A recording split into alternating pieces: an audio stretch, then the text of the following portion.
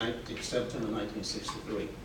Governor Wallace said about 3 weeks earlier, what we need in Alabama and in this country is a few first-class funerals to stop this, to stop all of this foolishness.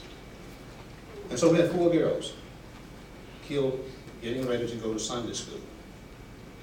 President Kennedy was assassinated in November 1963, and there were students, college students across the South celebrating on college campuses.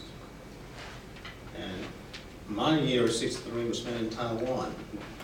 I heard celebrations out in the hallway of barracks of the United States Air Force barracks, where a young man who's in the Air Force from Morrow, Georgia, and one from Huntsville, Alabama, yelled to the top of their voice, "We got him, we got him," speaking of the assassination of the American president.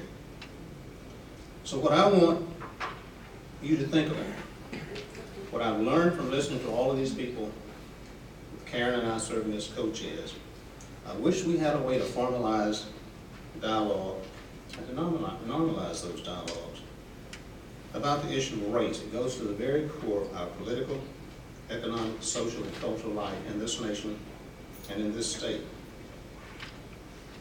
And truth and reconciliation has not happened.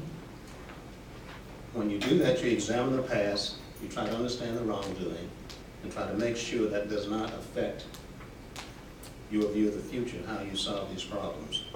This community forum you're sitting in tonight is an example of where you need to be able to sit here and listen and try to understand what in the world happened.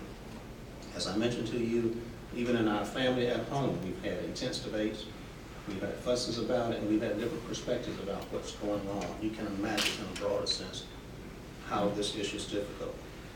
If you do not have a conversation, I will say to you, this will never be solved.